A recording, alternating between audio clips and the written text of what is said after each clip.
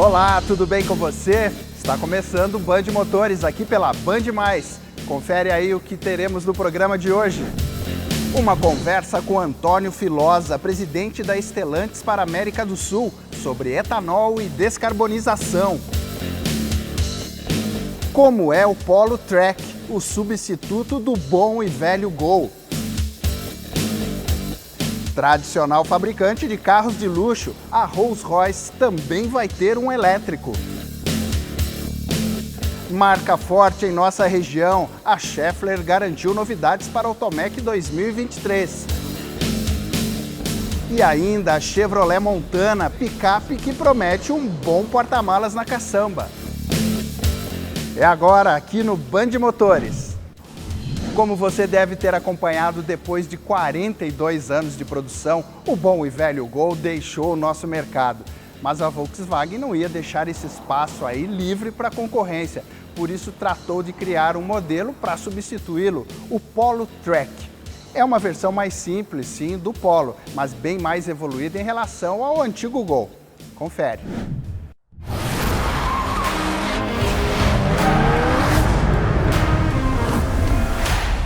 Esse é um bom ponto de partida para falar desse Polo Track. Para quem valorizava demais aí a robustez do Gol, vai encontrar isso aqui. Só que agora com uma carroceria montada sobre uma plataforma muito mais moderna e segura e que permite a aplicação de itens que no velho Gol não era possível.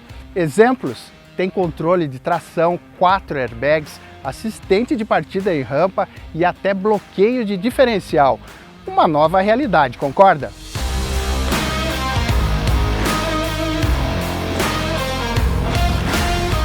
Aqui fora o Polo Track se diferencia basicamente pelo desenho aí do para-choque dianteiro, que tem essa base grande aí, toda em acabamento de plástico, onde tem também a grade do tipo colmeia.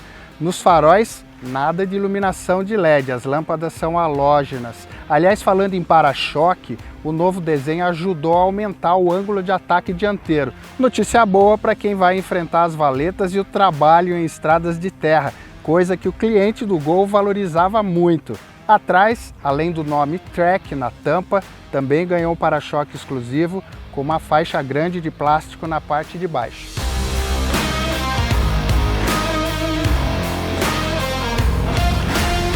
Aqui dentro é exatamente o Polo que a gente já conhece, só que o acabamento é 100% em plástico, nenhum ponto aqui com tecido ou coisa do tipo. O volante tem acabamento mais simples, painel de instrumentos é analógico, nada de multimídia.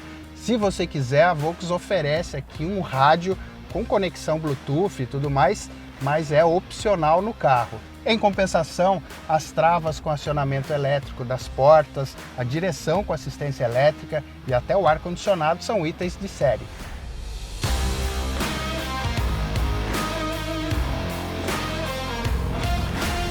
Então só falta falar agora do desempenho desse Polo Track com o motor que ele recebeu. É o 1.0 Flex de 3 cilindros aspirado. É o mesmo que já equipou o Up e o próprio Gol. Tem 84 cavalos de potência e 10,3 kgfm de torque. É um torque mais modesto, né? Aliás, o carro tem um desempenho mais modesto, as respostas são mais lentas, até porque o melhor desempenho desse motor é atingido aos 3.500 giros. Você precisa trocar mais de marcha. Mas ele cumpre bem a proposta para andar na cidade, não dá para reclamar. E vai muito bem na estrada, principalmente depois de embalado. É só um pouquinho de atenção para as retomadas mesmo. Agora, um ponto muito importante que interessa a quem compra um carro com essa proposta é o consumo. O Polo Track consegue entregar bons números na cidade, melhores ainda na estrada, principalmente com gasolina.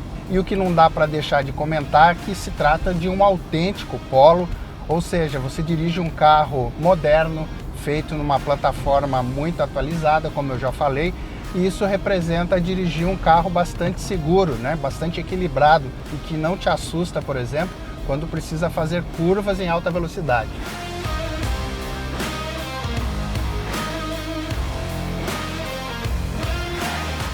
Esse Polo Track, como eu comentei aí no início do vídeo, é uma versão bem mais simples, sim, da linha Polo.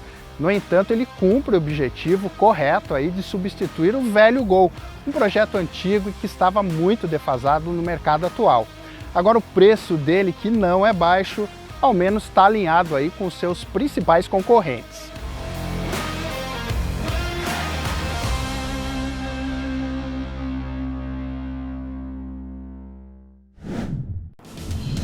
E o poderoso grupo Stellantis, hoje dono de marcas como Fiat, Jeep, Peugeot e Citroën, também trabalha forte para ter uma linha completa de veículos elétricos. Mas aqui, no caso do Brasil, o grupo também não disfarça a sua preferência, a sua crença para seguir outro caminho para o processo de descarbonização, o dos veículos movidos a etanol. Foi o que eu pude conferir em conversa com o presidente da Stellantis para a América do Sul, Antônio Filosa. Veja comigo. A Stellantis apresentou o resultado de um trabalho realizado em conjunto com a Bosch, quando as empresas fizeram a simulação em teste dinâmico com um carro alimentado com 4 fontes distintas de energia. O objetivo foi um só: mensurar a emissão total de gás carbônico em cada situação. Para isso, o automóvel foi abastecido com etanol e comparado em tempo real, sempre na mesma situação de rodagem, com 3 alternativas: gasolina, 100% elétrico abastecido na matriz energética brasileira e 100% elétrico abastecido na matriz energética europeia. Na comparação, foram utilizadas metodologia e tecnologia de conectividade da Bosch, que consideram a emissão de gás carbônico associada à propulsão e também as emissões de todo o ciclo de geração e consumo da energia utilizada. É o conceito do poço à roda, ou do campo à roda no caso dos biocombustíveis. Algo que sempre precisa ser lembrado, pois nesse tipo de análise não se pode considerar apenas o resultado do que sai no escapamento do carro. Ao final, o 100% elétrico abastecido com energia brasileira foi o vencedor, com o menor número de emissão de gás carbônico, mas seguido bem de perto pelo carro abastecido com etanol.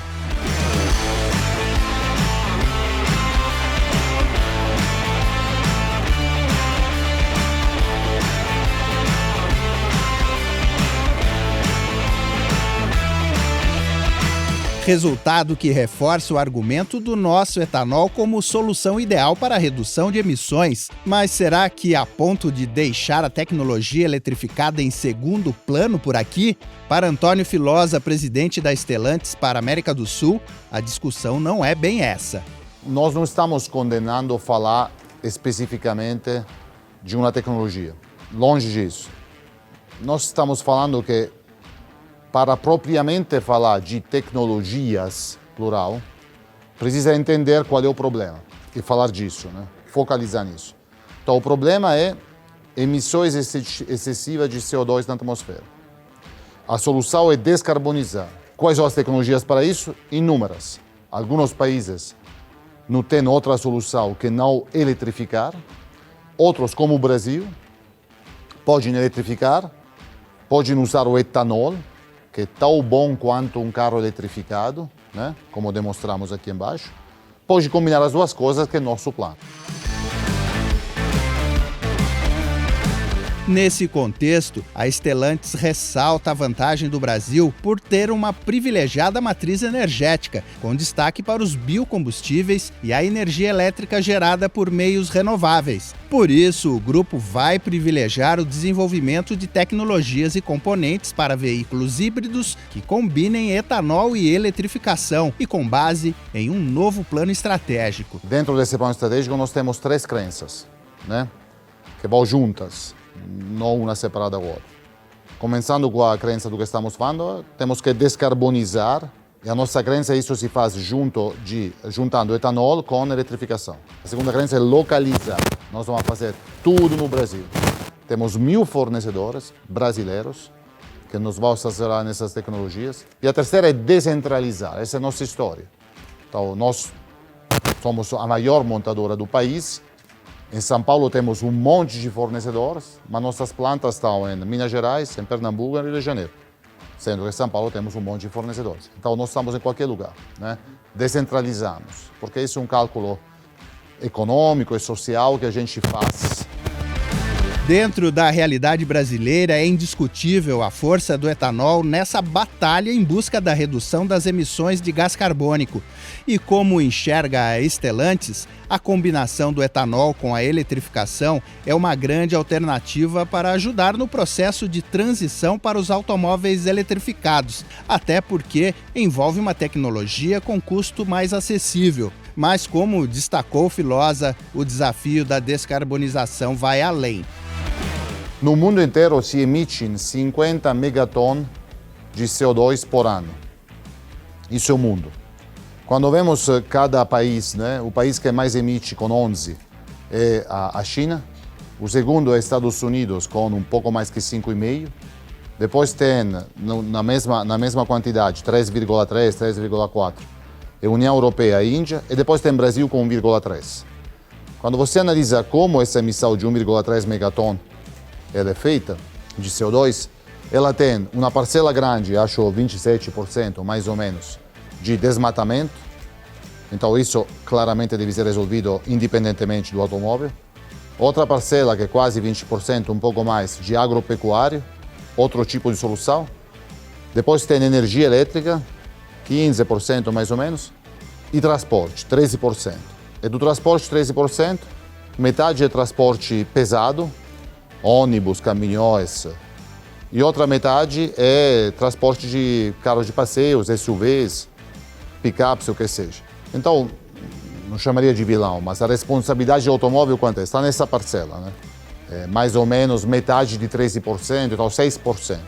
Então 6% das emissões são ligadas à indústria automobilística e toda a cadeia de valor que ela representa.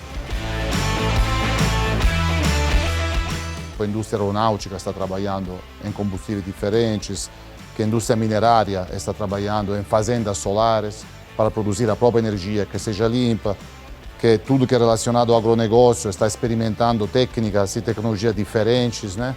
Tecnologias de cultivo e de tratamento do gado, por exemplo. Então, todos estão fazendo com velocidade diferente com o papel.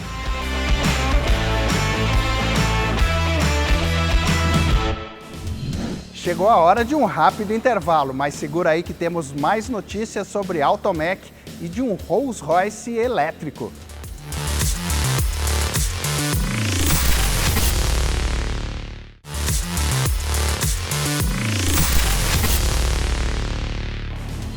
Estamos de volta com o Band Motores aqui pela Band+. Na semana passada você conferiu aqui com a gente algumas das principais novidades da Automec, a 15ª edição que aconteceu em São Paulo. Pois hoje eu tenho mais notícias, dessa vez sobre duas marcas bem conhecidas no mercado de reposição. Uma delas, aliás, com duas unidades bem pertinho aqui da gente, a Schaeffler.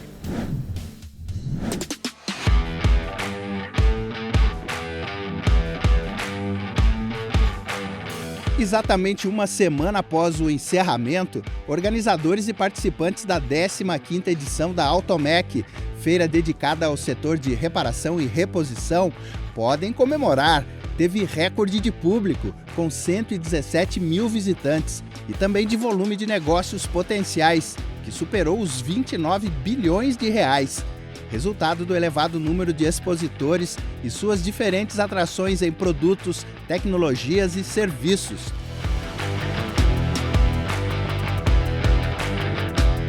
A Continental, marca de origem alemã bem conhecida no Brasil como fabricante de pneus, aproveitou a volta da Automec para mostrar ao brasileiro toda a sua linha de componentes automotivos e com direito ainda a uma boa novidade da sua linha de tacógrafos.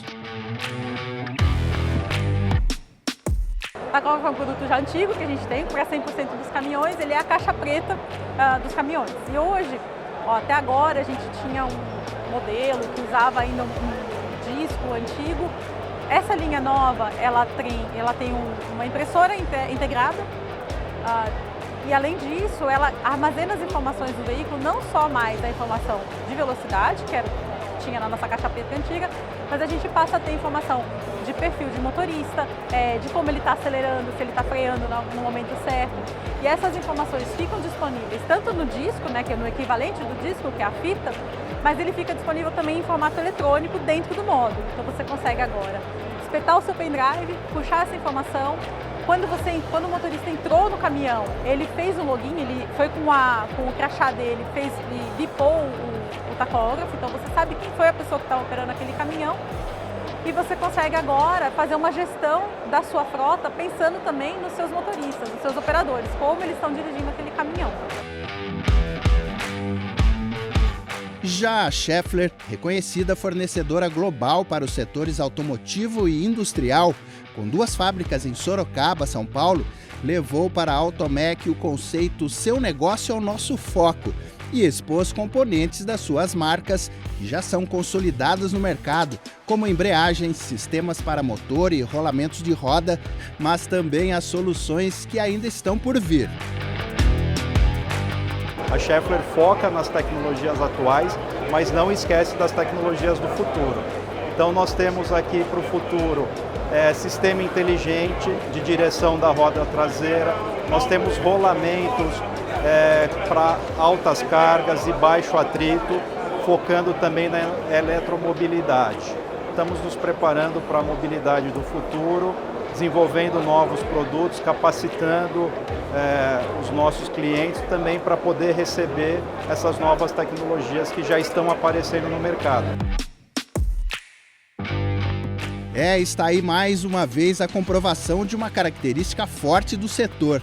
Fabricantes sempre muito atentos ao parceiro reparador. A Schaeffler, por exemplo, mantém esse compromisso em várias frentes e com uma atenção adicional à região onde estão suas plantas brasileiras. Então, esse é um pilar muito importante para a Schaeffler, porque nós prezamos muito pela qualidade do nosso produto, mas a gente acredita que só entregar o produto com a maior qualidade possível não é suficiente. Se o reparador não tiver conhecimento, se ele não tiver material técnico à disposição, né? Então a gente se preocupa muito em fazer esses treinamentos e hoje em dia, ainda mais depois da pandemia, a gente conta aí com catálogos eletrônicos, tem o portal RepExpert e nós temos também um centro de treinamento na nossa planta em Sorocaba, onde a gente recebe mecânicos, reparadores para fazer treinamentos técnicos. A Schaeffler está presente em Sorocaba há mais de 50 anos, são 65 anos de Brasil e mais de 50 anos só em Sorocaba, tanto que as nossas outras marcas, as outras plantas saíram de São Paulo e foram para Sorocaba, porque a empresa vê a importância da comunidade e investe lá.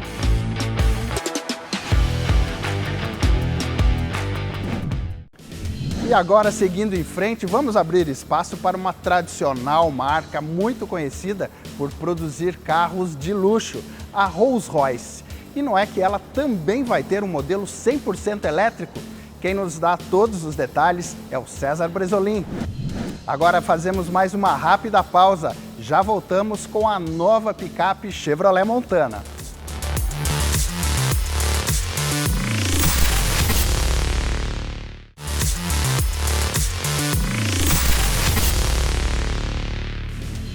Estamos de volta com o Band Motores aqui pela Band+.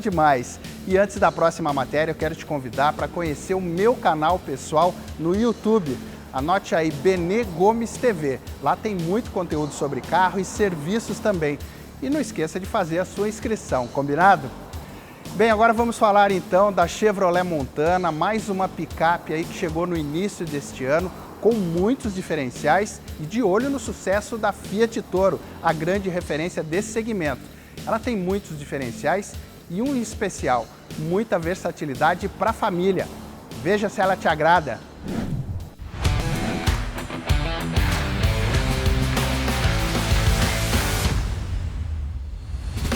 Essa picape tem uma característica aí de muita personalidade, na dianteira sem muito abuso, né? Porque traz aqui o farol DRL, que a gente já conhece esse desenho, né? Afilado na parte superior, os faróis de longo alcance aqui no meio, né? Que são de canhões de luz no meio do para-choque, e a grade dividida em duas partes. Nesta versão aqui, que é a Premier, todos os acabamentos são escurecidos, não traz nenhum cromado, apenas esse detalhe aqui na gravatinha. Ela tem o desenho muito parecido com Fiat Toro e Renault Oroch, mas você vê aqui que a proposta visual dela segue um desenho mais clássico. Ela não é tão alta, tem essa linha de cintura aqui mais baixa e, no geral, as linhas são mais quadradas. Ficou bonito. E é na traseira onde a Chevrolet aposta muito, né, para conquistar o cliente desse segmento. Começa por isso, o para-choque é dividido aqui, né, para facilitar o acesso à caçamba. A abertura da tampa tem um botão eletrônico, que é só você apertar, e depois conta com esse sistema aí de amortecimento, que facilita muito a vida, principalmente de quem não tem muita força para movimentar uma tampa dessas. Agora aqui a gente entra nesse verdadeiro universo aqui, que é a caçamba da Montana, onde a Chevrolet criou vários recursos para facilitar a vida de quem quer utilizar esse carro como um bom modelo para a família também. Tudo isso traduzido pelo sistema chamado de Multiflex.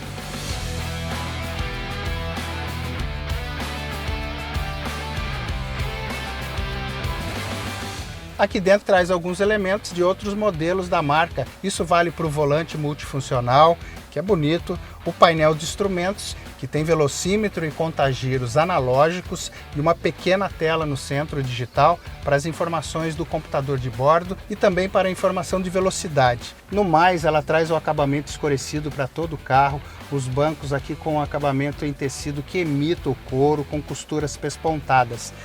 Agora, ponto positivo mesmo está aqui, né? Nessa central multimídia elevada, ela é toda em acabamento preto e brilhante, dá muita elegância para o carro e tem ótimos recursos aí que a gente espera, né? De conectividade, pareamento de smartphone, sem fio, ela tem Wi-Fi, né? Internet própria, e todos aqueles comandos do carro podem ser acessados por aqui. Ficou muito bonito esse conjunto, né? A moldura dela toda acompanha o desenho aqui do painel de instrumentos, deixou o carro bastante elegante, ele é direcionado aqui para o motorista. Seria perfeito mesmo se o conjunto de instrumentos também fosse digital.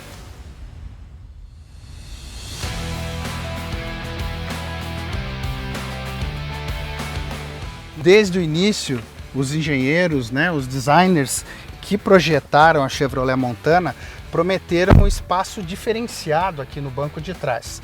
Agora você veja, o banco está bem posicionado aqui para mim, que meço 1,76 m, e realmente eu consigo me sentar aqui com conforto, mas a minha perna encostando no banco da frente, no encosto dianteiro, né? Não tem jeito.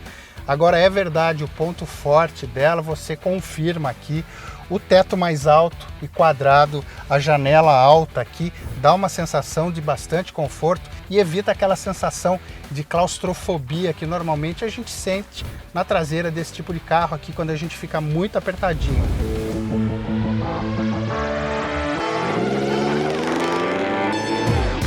Só para repassar, aqui a gente tem aquele conjunto conhecido do Chevrolet Tracker, né, o SUV Tracker, que é o motor 1.2 Turbo Flex de 133 cavalos, 21,4 kgfm de torque e sempre acompanhado da transmissão automática de 6 velocidades.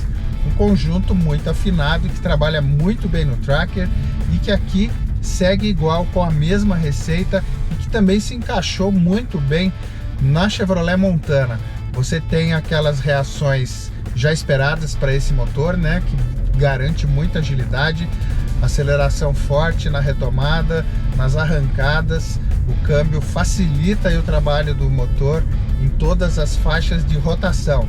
E como a Chevrolet já indicou aí, já ressaltou, tem um bom 0 a 100 aí para um carro com essa proposta e sem pesar aí, como eu sempre gosto de falar, no consumo de combustível.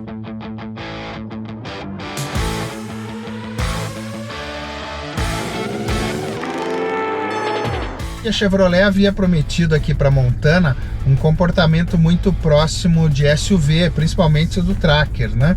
Mas também de um bom carro de passeio. E nesse primeiro contato aqui dá para afirmar que essa meta foi atingida sim. O carro tem uma suspensão firme, mas muito confortável. Chama atenção aqui a qualidade do isolamento acústico. O carro na média é bem silencioso, roda realmente confortável.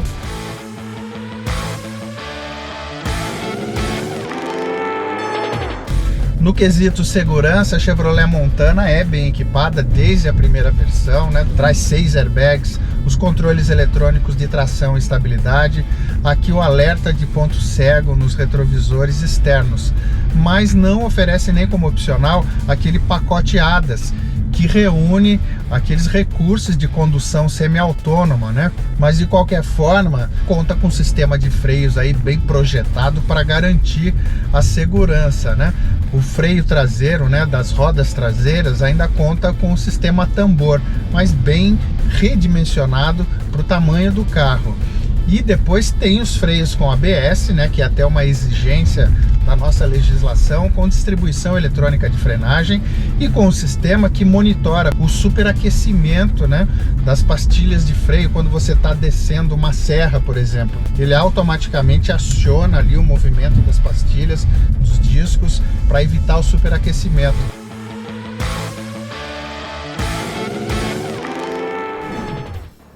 E o Band Motores de hoje termina aqui, mas você já sabe, esse programa e todos os outros que você já curtiu estão disponíveis no canal do YouTube da Band+. Vai lá, confere e aproveita para se inscrever também. Obrigado por sua companhia. Na semana que vem temos mais. Um grande abraço e até lá. Tchau!